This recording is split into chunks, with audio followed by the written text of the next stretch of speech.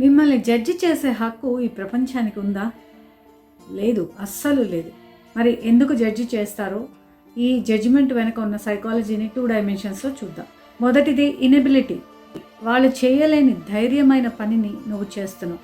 ఆ ఫెయిల్యూర్ భయం, ఆ జెలసీ విమర్శ రూపంలో, జడ్జిమెంట్ రూపంలో ఇప్పుడు నీకు తిరిగి వస్తుంది. రెండవది టెస్టింగ్.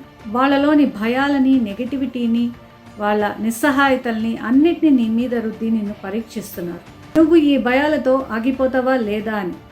ఆగిపోతే వాళ్ళలో చెప్పలేని ఆనందం, అదే ముందుకు సాగిపోతే వాళ్ళలో చెప్పలేనంత నిరాశ, నిస్పృహలు.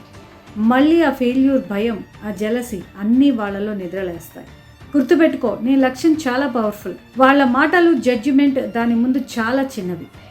జడ్జి చేసే ప్రతి వ్యక్తి నీ జీవితం అనే సినిమాలో సైడ్ క్యారెక్టర్ మాత్రమే. వాళ్ళ వాయిస్ తగ్గించాలంటే నీ వాల్యూమ్ పెంచాలి. నీ విజయాన్ని వాళ్ళ నోటికి తాళంగా వాడు. ఎవరైనా నిన్ను జడ్జ్ చేస్తే ఏం చేస్తావు? కామెంట్లో తెలియచేయండి.